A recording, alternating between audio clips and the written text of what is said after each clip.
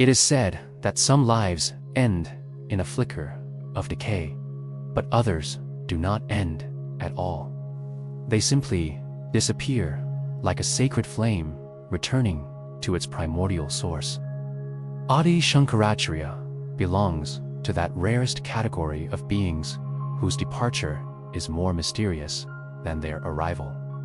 If his birth was wrapped in legends, his passing is draped in something far more elusive, in silence.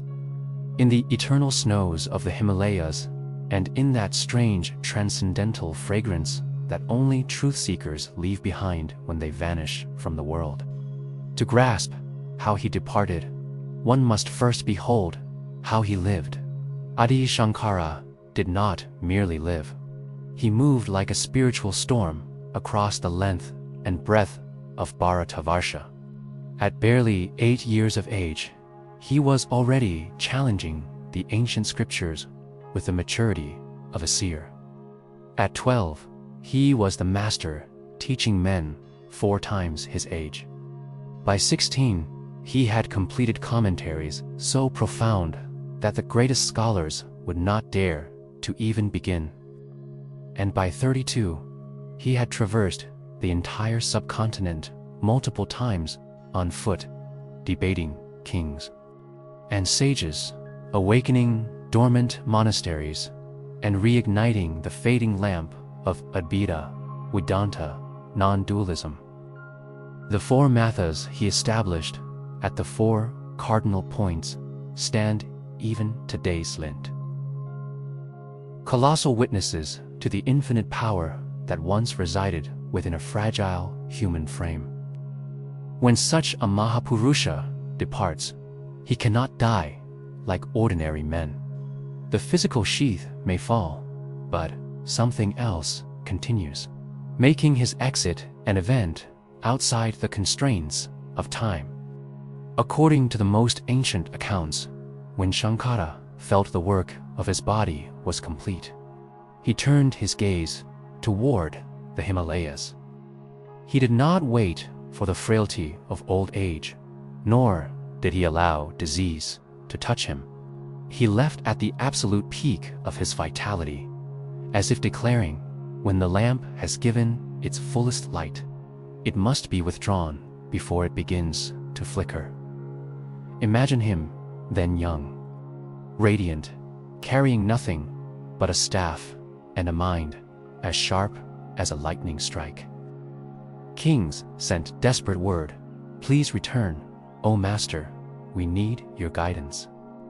Monks waited on distant roads just for a glimpse of his saffron robe. But Shankara did not turn back.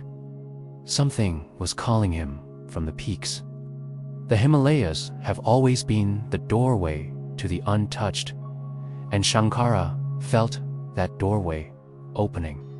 As he reached Kedarnath, the very air changed. Those who walked beside him reported a strange stillness, as if the mountains themselves recognized a returning sun. Near the temple, there was a cave. He entered it not as a pilgrim or a teacher, but as a being preparing to drop the final garment, the body. The disciples, standing at the entrance, felt a vibration, a gentle trembling of the ether, as if the cave itself had begun to breathe. Inside, Shankaracharya sat in Padmasana, spine erect, face a mirror of absolute calm. His breath slowed, his heart gradually dissolving into the rhythm of the universe. He did not die, for death requires effort and a clinging to life. Shankara simply let go, like a feather allowing the breeze to take it. His disappearance was not an event. It was a dissolution, a homecoming. Yet, his life was so vast that it could not be contained by a single ending. Another tradition insists he did not leave at Kedarnath at all. They say he traveled to Kanchipuram, the city of golden light, and ancient Devi mysteries. There, he walked into the Kamakshi temple, circumambulated the sanctum one final time, and withdrew his energy into the crown of his head, Sahasrara. It rose like a flame through a wick and flickered out of the physical form. They say his body did not collapse, but remained bright and serene, as if still locked in eternal meditation. In the heart of India, wandering ascetics whisper a third mystery, that the body was merely a costume long before he left it. They speak of Parakaya, Professor, the art of entering another body which he had mastered to revive a king for a debate. To him, the physical form was but an outfit worn for a particular purpose. Once the flame of Avita had been rekindled across the land, why would he stay? A messenger does not remain once the message is delivered. For the millions who revere him as an Avatara of Lord Shiva, the word death is an insult. They call it Samadhi or Siddhi. They believe he came to protect the core of the Dharma, and having done so, he merged back into the universal mother. To them, Shankara is Shiva, and Shiva is the very consciousness that knows no birth or destruction. Imagine the final moment, whichever tradition you choose. A young man of 32, yet bearing the wisdom of an ancient universe. A man who walked with kings, but remained untouched. Who saw Maya illusion everywhere, and yet laughed with the joy of a free spirit. In that silence, breath becomes subtle. The senses withdraw, not in pain, but in fulfillment. Death, in his hands, became a masterpiece of grace. When he died, he was not dying, he was returning. The mountains say he became the wind.